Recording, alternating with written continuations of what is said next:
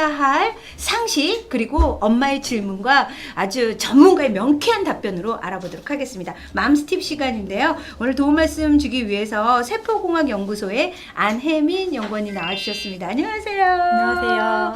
어머 미인이세요. 아유 그냥 은맥이 죽어. 네, 자 연구원님 근데 세포공학연구소예요. 네. 세포공학 그러면 뭘 연구하는 곳인지. 네, 네. 간단하게 말씀드리면 세포공학연구소에서 저는 네. 우리 몸에 유익한 건강한 효과를 주는 미생물을 연구하고 있습니다. 아, 네. 그럼 혹시 우리가 그 알고 있는 그 유산균 네. 이거를 혹시 말씀하시는 네, 건가요? 맞아요. 근데 그 유산균이 또 다르게 어떻게 불리는 이름이? 네, 왜? 프로바이오틱스라고도 불리죠. 뭐라고요? 뭐라고요? 프로바이오틱스. 아, 네. 프로바이오텍스. 이거는 유산균의 또 다른 그러면 이름인 거죠. 이름이냐? 네. 네, 보통 프로바이오틱스와 유산균을 네. 같은 의미로 사용하시는 경우가 많은데요. 네. 정확히 말씀드리면 네. 프로바이오틱스는 우리 몸에 유익한 건강에 도움을 주는 미생물을 총칭하고요. 네. 저희가 약국이나 네. 아니면 병원에서 접하는 그 유산균이라고 부르는 건 프로바이오틱스 유산균이 정확한 표현입니다. 아, 근데 어려워요. 근데 네. 그냥 쉽게 그냥 우리가 유산균이라고 네, 유산균. 이야기하는 네. 거군요. 자, 그렇다면 우리 엄마들 솔직히 아이들 가장 무서운 게 장염이거든요. 열나면서 막 설사하죠. 막 또 어른들도 그런 경우가 많은데 일단 장염에 한정짓지 않고 왜 장 건강이 필요한지 이제 전반적으로 좀 알아보도록 하겠습니다. 네, 이현아님께서 건강한 미생물 이렇게 말씀하셨고 이미영님께서 어머 말씀도 차분하게 하시고 왜 이렇게 미인이세요? 어머 이현아님 연구소가 얼굴 보고 뽑았나봐요. 맞습니다. 네, 자 프로바이오틱스 그거 참 좋아요라고 네. 알고 계시는 분들도 꽤나 많네요. 네, 근데 많이 알고 계시네요. 네, 진짜 많이 알고 계시죠. 네, 그리고 또 어떤 분들은 관심 많은데 어떤 특정 지금 브랜드도 막 올라오고 와 그렇군요. 오 그런 브랜드를 좋아하시는군요. 자 그럼 제가 브랜드를 이야기할 수는 없고 자 그럼 시작해 보도록 하겠습니다. 자 균 하면은 우리가 생각했을 때 일단은 균은 일단 몸에 있는 것 자체가 나쁜 거 아닌가요? 이렇게 생각할 수가 있을 것 같아요. 네, 옛날에는 이제 미생물, 세균 이러면 아픈 원인, 네. 질병의 원인이나 네. 이게 무슨 역할을 하겠어 이렇게 생각하셨는데 네. 요즘엔 달라졌어요. 음. 미생물은 사실 언제나 우리 몸에 존재하고요. 그 네. 역할도 밝혀졌습니다. 아. 그래서 과거처럼 꼭 죽여야 되는 존재는 아니에요. 그렇다면 네. 좋은 미생물 균은 어떤 장에서 어떤 역할을 해주는 건가요? 저희가 흔히 유산균이라고 부르는 프로바이오틱스는 네. 대표적으로 장 건강에 좋습니다. 아. 네, 유산균이 장에서 유산균이 장에서 네. 그 장 운동을 활발하게 해주고요. 아. 그래서 이제 배변 활동에 도움이 되는 거죠. 그러니까 균은 여러 가지가 있고 네. 몸에 이로운 균도 여러 가지가 있는데 프로바이오틱스가 장 건강에 도움을 주는 유산균의 이름이에요. 네, 그래서 변비나 설사 증상으로 고생하시는 분들이 네. 이미 알고 챙겨 드시고 계시죠. 그렇군요. 네. 사실 저는 정말 탈났을 때만 먹거든요. 그러면 자, 여러분들은 어떠세요? 우리 아이 언제 혹시 유산균을 먹이나요? 네, 조금 2달 지나니 괜찮아지긴 하지만, 네, 그리고 또, 피부 유산균이랑 일반 유산균이라고 또 다르더라고요. 이런 글도 올라오는데, 자, 그럼 좀 알아보면서 저희가 질문 또 받도록 하겠습니다. 채팅창에 여러분들이 궁금하신 질문들도 또 올려주시면 될 것 같고요. 자, 그럼 프로바이오틱스는 어디에 좋을까? 장인데 좀 더 구체적으로 좀 알아볼까요? 대표적으로 장 건강에 좋고요. 두 번째로는 면역력에 좋습니다. 네. 왜 면역력에 좋을까 이제 의아하시는 분들이 계시는데 네. 사실 장에는 우리 몸의 70~80%에 해당하는 면역세포가 모여 있어요. 네. 그렇기 때문에 장 건강이 좋다, 그럼 면역력이 좋다라고 얘기할 수 있고요. 장 건강이 안 좋으면 면역력이 떨어진다. 이렇게 생각하시면 됩니다. 그래서 왠지 네. 막 아이들도 감기 같은 거 올 때 면역력이 떨어지니까 꼭 장염도 같이 오고 네, 아플 때 면역력, 뭐가 그쵸, 이렇게 그쵸. 같이 네. 물려서 오잖아요. 자, 면역력 이야기가 나와서 저 궁금한 게 저는 쌍둥이여서 자연분만을 못하고 이제 수술로 제왕절개로 네, 네, 네. 났는데 왠지 느낌이 그냥 이 제왕절개를 나서 그런지 면역력이 좀 약한 것 같고 단체 생활을 하면서 입원도 많이 하고 좀 많이 아팠거든요. 혹시 제왕절개랑 면역력이랑 뭐 좀 상관이 있을까요? 네, 그럼요. 이게 출산 방법에 따라서 네. 아이들의 면역력과 큰 연관성이 있습니다. 네. 아이들은 부모님의 생김새, 뭐 네. 입맛, 머릿결 이런 네. 것만 닮는 게 아니라요. 장 건강을 똑같이 닮아요. 어. 그래서 자연분만을 하게 되면 아이는 엄마의 산도를 지나서 엄마의 유익균을 그대로 받게 돼요. 이걸 미생물 샤워라고 하고요. 네. 반대로 제왕절개를 하게 되면 엄마의 질을 통해 나오는 게 아니라 피부, 배에서 직접 나오기 때문에 네. 피부 미생물과 닮아 있어요. 그래서 그 연구 결과를 보면 네. 제왕절개를 해서 태어난 아이들이 그 아토피 피부염, 천식, 네. 그리고 음식 알레르기 같은 면역 질환에 걸릴 확률이 높아진다라고 합니다. 그렇군요. 뭐 꼭 그렇진 않겠지만 혹시라도 내가 좀 원래 나도 엄마의 건강도 조금 연약하거나 그리고 또 제왕절개로 아이를 낳으셨다면 좀 미리미리 챙겨 먹는 것도 엄마와 아이 건강에 좋지 않을까 싶은데요.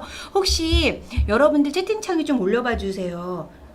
프로바이오틱스 유산균은 그러면 누가 먹는 게 좋을 것 같은지 여러분들 생각에 주로 어떤 사람들이 먹어야 될 것 같은지 뭐 술 먹은 날 다음에 설사할 때요 이런 거 말고요.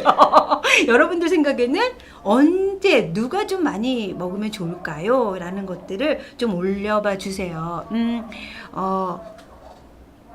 지금 박혜진님께서 완모 중인데 유산균은 어떻게 먹이나요?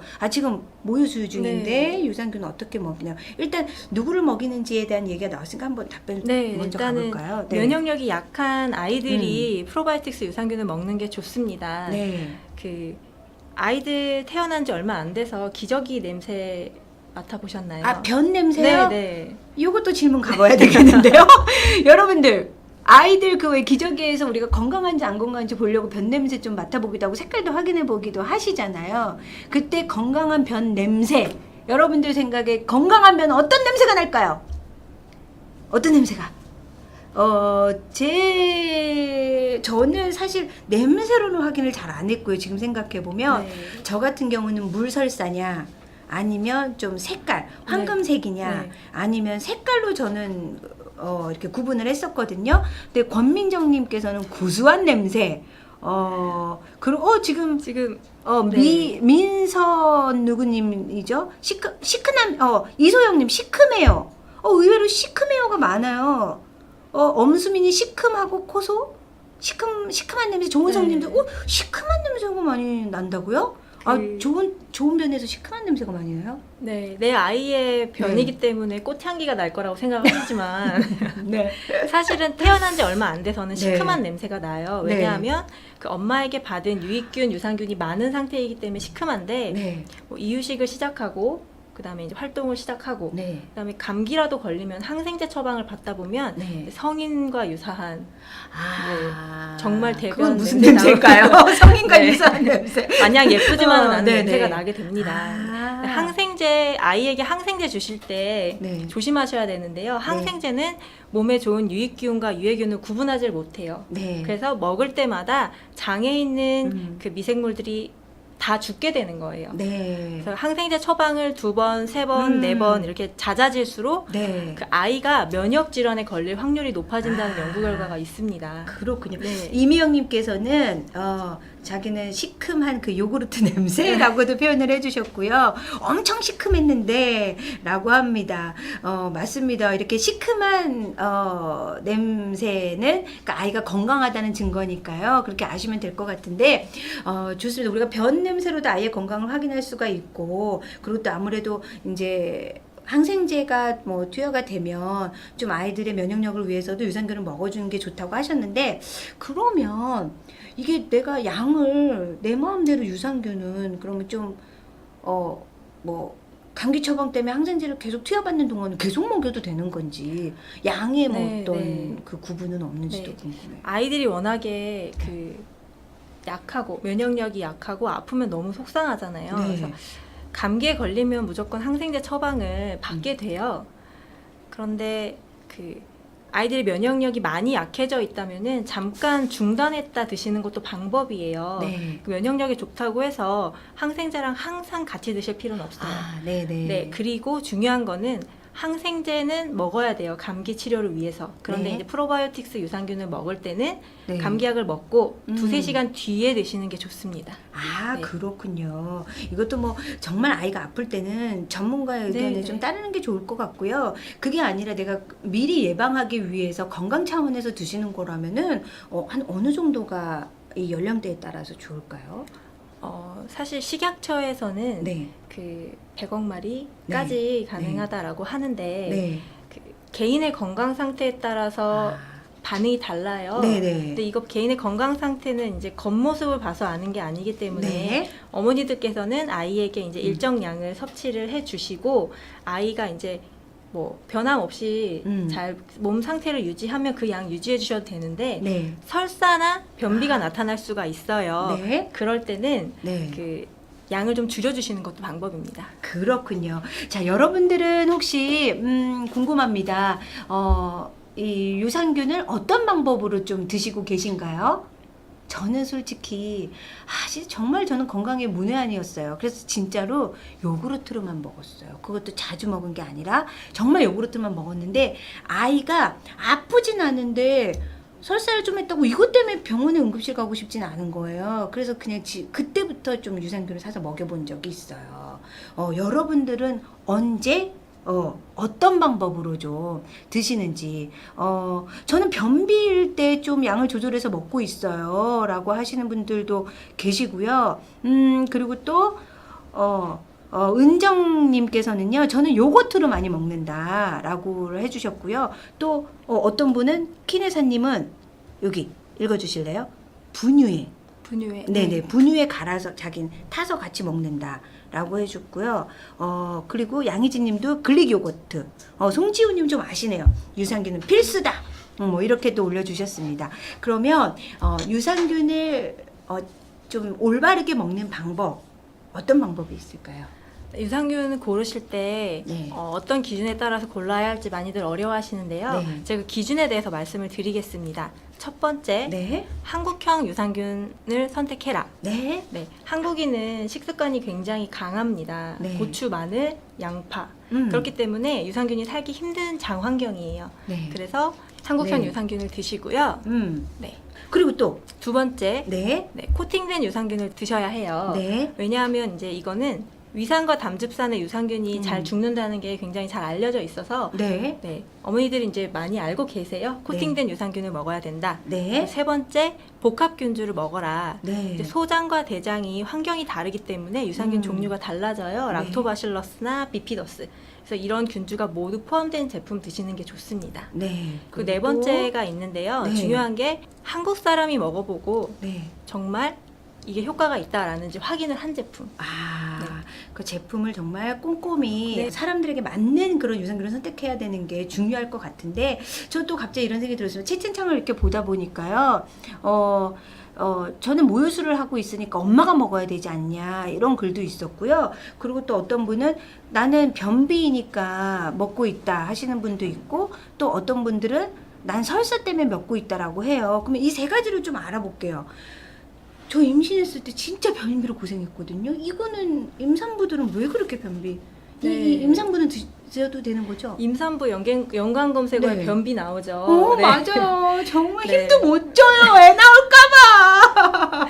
그 임산부 네. 임신을 하시면 영양제를 많이 챙겨 드세요. 네. 특히 철분. 네, 철분, 네. 칼슘. 네, 이런 게 필요하지만 네. 과하게 몸에 들어갈 경우에는 네. 대변에 있는 수분이 빠져나가고 그럼 네. 변이 딱딱해지겠죠. 음. 그리고 장 운동이 느려져요. 네. 그렇기 때문에 변비가 쉽게 생기는 거예요. 아. 그래서 이제 임산부일수록 영양제도 잘 챙겨 드시고 네. 그런 유산균으로 장 건강까지 관리를 해주셔야 좋습니다. 그럼 임산부들도 드셔도 좋은 영향을 네, 받을 네. 수가 있겠네요. 자, 그러면 어떤 분들이 그러세요. 우리 아이 설사할 때만 먹인다. 또 어른들도 지금 박혜진님께서 나 임신했을 때 열심히 먹었어요. 강미아님도 출산 후에도 자기는 힘들어서 좀 네. 먹었다. 이렇게 변비가 있었다라고 해주시고요. 그리고 또 문수미 님도 출산 후에 얼마 안 돼서 계속 변비가 있었다라고 해주십니다. 네. 자, 그러면, 우리가 아이들 같은 경우에는 그럼 좀 몇 살부터 먹어야 되는지 임산부를 확인을 했으니까 이제 아이가 태어났어요. 아이 같은 경우는 시작점을 언제부터 잡을 수가 있는지. 신생아의 경우에는 네. 굉장히 면역력이 약하고 주의할 게 많기 때문에 네. 보통은 100일이 지나고 유산균을 드시는 게 좋아요. 네. 네. 아이가 건강이 안 좋거나 할 때는 꼭 다니시던 소아과에 의사 네. 선생님과 상의를 하고 드시는 게 좋습니다. 네. 그러면 좀 네. 그래도 상의 없이 편안하게 예방 차원에서 좀 스스로 알아서 챙겨서 먹을 수 있는 그 연령대 아니면 개월수 이거는 언제부터일까요? 100일이 지나고 나서 저는- 건강한 아이라면 네, 어. 원래 이 프로바이오틱스 유산균이라는 네. 게 큰 부작용이 없는 네. 안전한 식품이기 아. 때문에 큰 걱정 없이 챙겨 드시면 좋아요. 아, 네. 전 사실요 얼마 전에 여행을 가는데 아이가 여행 가서 아프면 고민인되잖아요. 그래서 병원에 가서 좀 약을 처방을 받고 이제 약사한테 받을 때 물어봤어요. 이 하얀 가루는 뭐냐 그랬더니 이게 유산균이라면서 네, 유산균. 이거는 아프지 않아도 드시고요. 놀러 가서 설사가 나도 드시고요. 그냥 약 남기지 말고 다 드세요. 비싼 거고 좋은 거예요. 이런 말씀을 네, 네. 하셨던 그 기억이 네. 갑자기 납니다.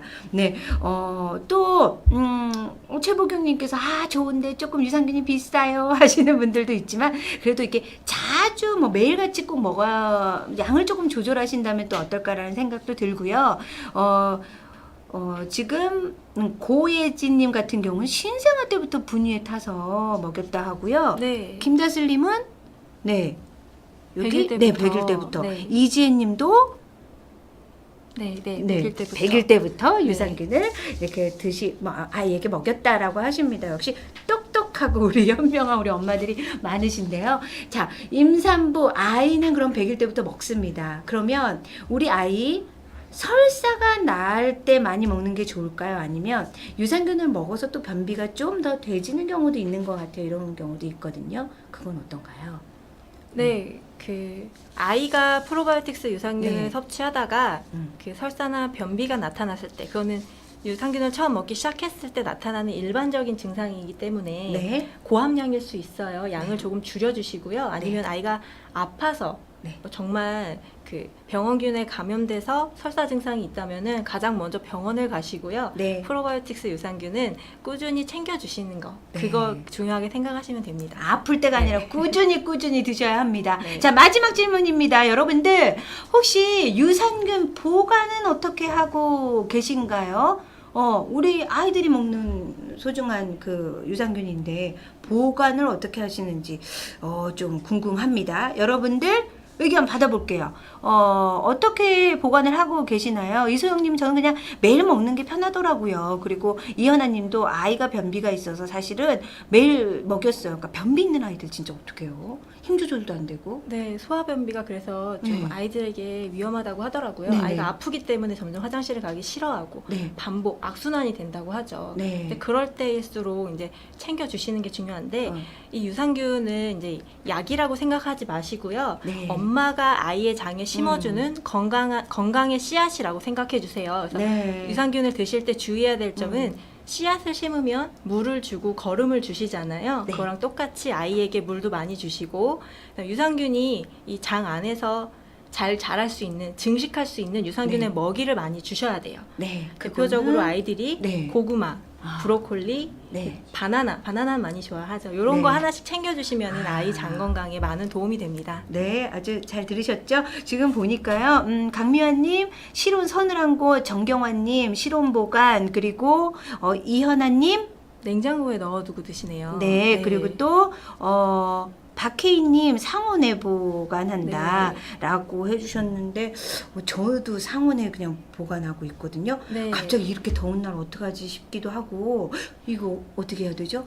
유산균 같은 경우는요, 네, 그 오래 보관하는 게 목적이 아니라 네. 내 몸에서 빠르게 적응하는 게 목적이에요. 그래서 네, 냉장고 보관해서 차게 보관하는 것보다 네, 상온에 보관해서 우리 몸에 빠르게 적응하는 게 좋아요. 네. 그런데 이제 여기서 필요한 거는 상온에서도 안정적인 유산균, 네. 상온에 둬도 되는 유산균인지 꼭 한번 확인을 해주셔야 됩니다. 그것도 설명서를 꼭 확인해 네. 보야겠네요. 알겠습니다. 여러분들 오늘 뭐 고구마라든지 뭐 바나나 이런 여러 가지 채소들도 많이 챙겨 드시고요. 과일과 그리고 또 유산균은 아플 때 먹는 게 아니라 여러분들 꾸준하게 드셔야 된다라는 것도 또 기억을 해주시면 좋을 것 같습니다. 마지막으로 하실 말씀 있으세요? 네.